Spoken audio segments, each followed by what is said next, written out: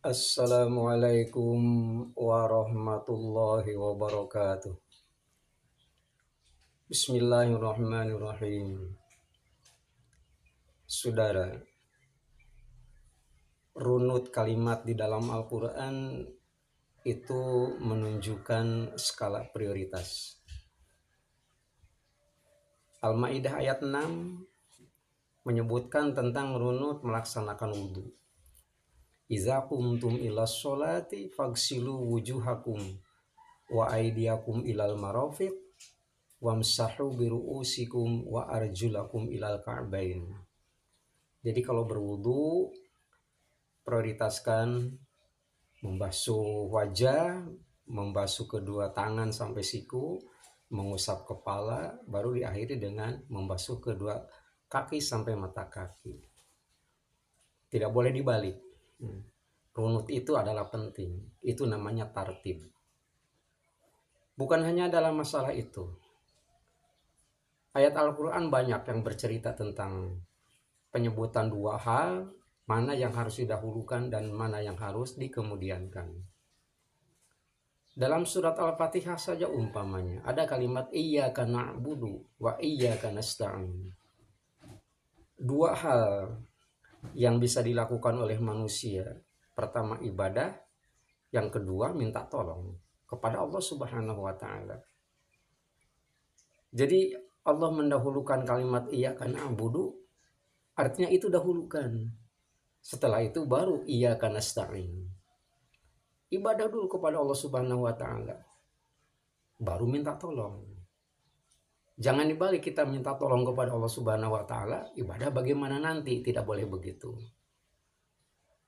Ini menunjukkan bahwa yang namanya ibadah itu masuk ke dalam kategori kewajiban. Itu termasuk ke dalam kategori kewajiban, sementara yang namanya minta tolong itu adalah permohonan.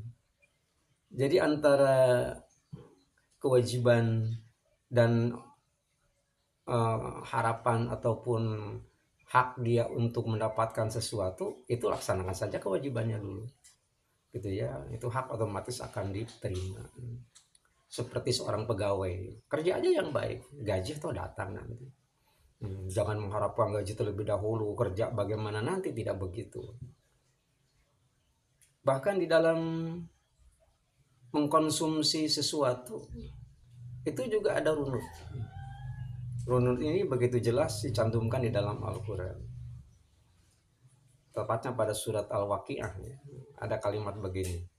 Wa fakihatin mimma yatakhayyarun wa lahmi thairin mimma yashtahun. Jadi kalau kita mau makan, dahulukan terlebih dahulu makan buah.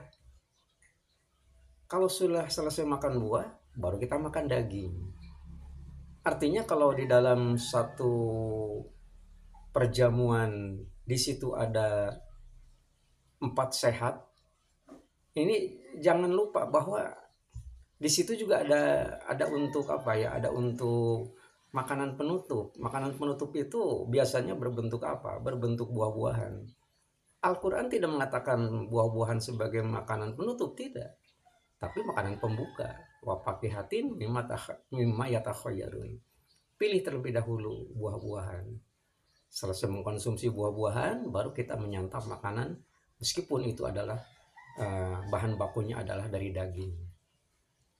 Belakangan kan baru diketahui oleh para ahli, ternyata apabila kita mau makan, kemudian kita mendahulukan mengkonsumsi buah-buahan, itu akan lebih memudahkan pencernaan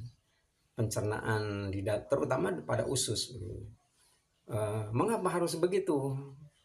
Tidak heran apabila ternyata Rasulullah SAW juga mengatakan, al-ma'idah baitu kulli da'in. Lambung, perut besar itu adalah merupakan tempat ataupun sumbernya penyakit. Jadi sumbernya penyakit, karena ini merupakan sumber penyakit, otomatis kan ada penyakit yang dibawa paling tidak oleh makanan. Bagaimana caranya agar makanan itu sendiri memberikan manfaat lebih kepada diri kita, kepada fisik kita, agar kita menjadi lebih sehat? Maka otomatis jangan apa yang kita konsumsi justru akan membebani lambung. Makanya tidak heran makan apapun dahului dengan memakan buah-buahan. Al-Quran menyebutnya begitu, wa fakihatin mimma yatakhayyarun wa lahmi thairin mimma yashrahun. Demikian, mudah-mudahan bermanfaat.